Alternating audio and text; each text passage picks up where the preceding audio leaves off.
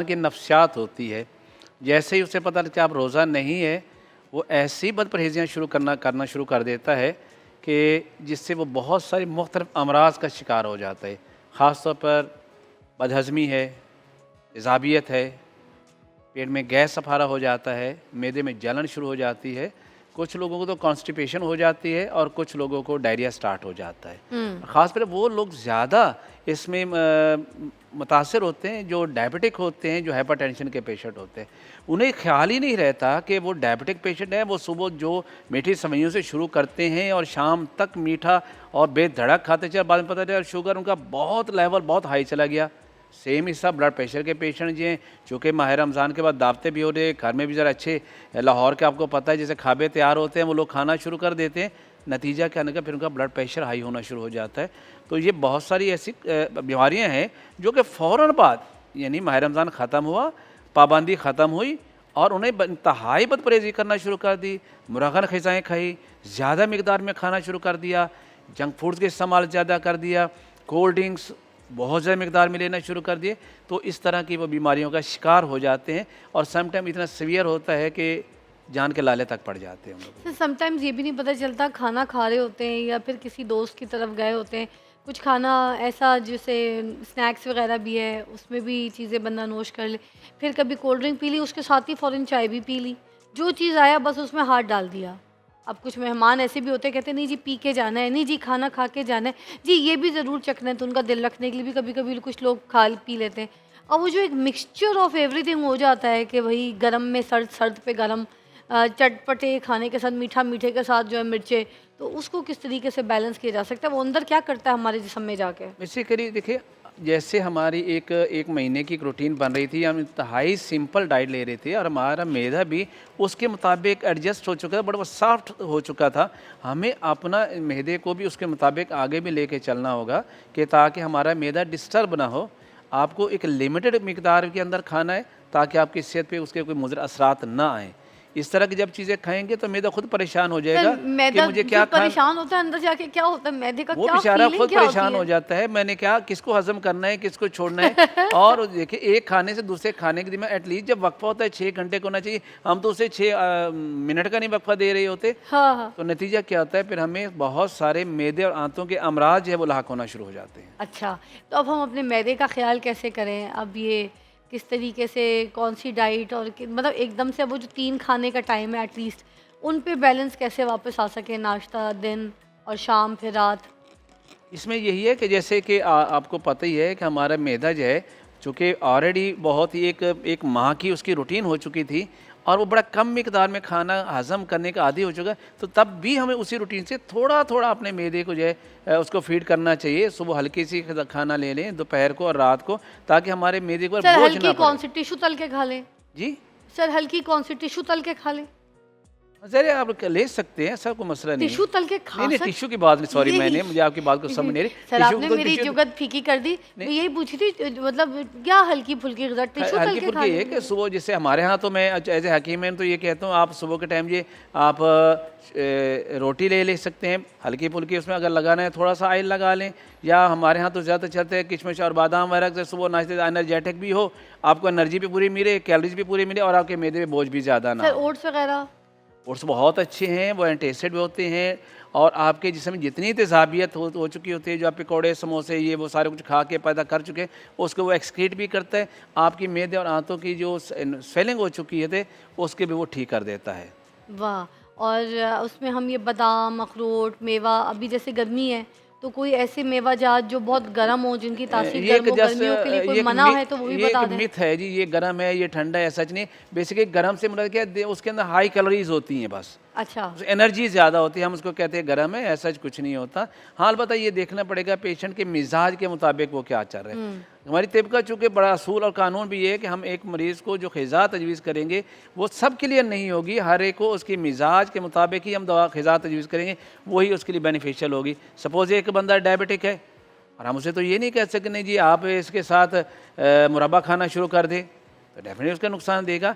और blood pressure का patient है, हम उन्हें कह दें नहीं आपने काजू खाना शुरू कर दें, तो वो भी उसके लिए ठीक नहीं होगा।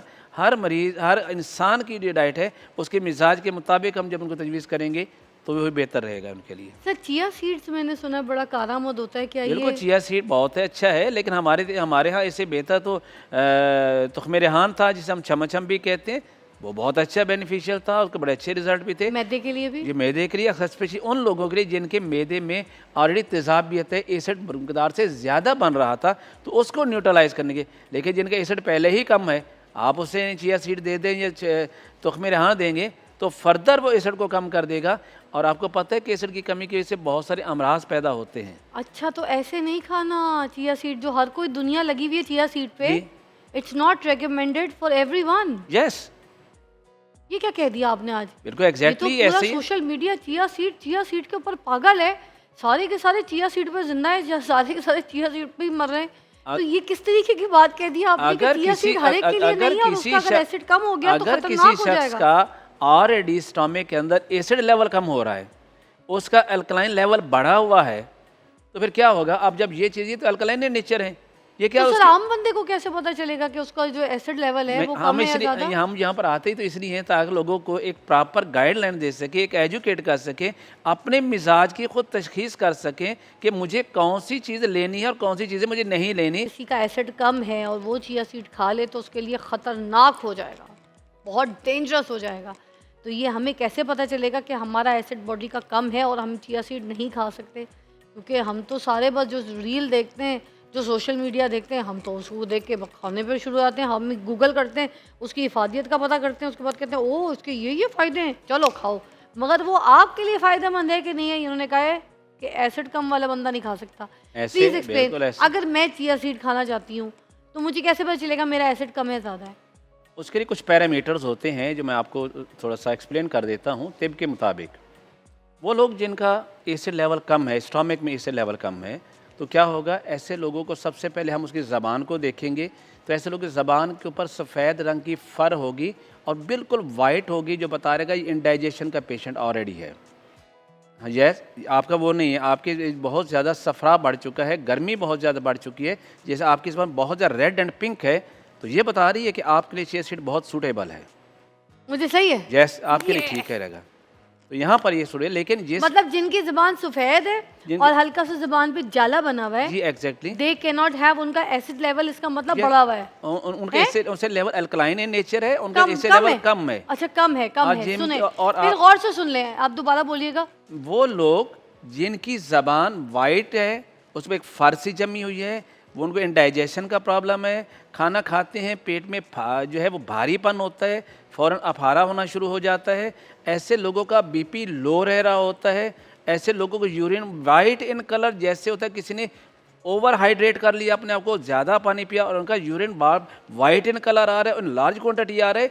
जिन लोगों में ये सिम्टम आ रहे हैं, तो ऐसे लोगों को चिया सीड कभी भी सूट नहीं करेगा। अगर वो इससे कंटिन्यू करेंगे तो इनको हैज़ा पैदा कर सकता है, उनको वॉमिट स्टार्ट कर सकता है, उनको लूज मोशन स्टार्ट कर सकता है, उनका बीपी बहुत ज़्यादा लो कर सकता है, जिसकी वजह से उनको ये प्रॉब्लम क्रिएट हो सकती है। ये उन्हीं लोगों के लिए होगा जिनके मिजाज के अंदर गर्मी बहुत ज़्यादा होती, जिनकी ज़बान जो है वो रेडिश इन कलर होगी, जिनका यूरिन जो है वो बिल्कुल येलोश इन कलर होगा, जिनका जो है वो घबराहट बहुत ज़्यादा हो रही होती है, जिनका बीपी बहुत डिस्टर्ब हो रहा होता है, तो ऐसे लोगों को चिया सीड बहुत सूट करेगा। इन लोगों के बहुत बेहतर है जिनके हाथ पाँव में जलन हो रही है। तो ये कुछ सिम्टम्स हैं जिनकी बेस पे हम कहते हैं आपका मिजाज जो है वो अब गर्मी वाला है, या आपका मिजाज जो है वो अब बलगमी है, या आपके मिजाज अब खुश्की वाला है। तो ये बेसिक हमारे पैरामीटर्स हैं तिब के अंदर। सर चिया सीड और तुखम मलंगा वैसे ऑलमोस्ट भाई बहन वाली सिचुएशन वन एंड रखते हैं? सेम थिंग, दोनों इनके दोनों एल्कलाइन इन नेचर हैं, ओके, दोनों एंटी इन्फ्लेमेटरी पर हैं। वो आप महंगा सस्ता वाला जो सीन है, तो अगर Exactly, कोई तुखम मलंगा इस्तेमाल कर One ले तो and चिया same. सीड वाला ही काम करेगा? बेसिकली दोनों का काम क्या होता है, आपकी स्टमक से जितना भी आपका जीआईटी है,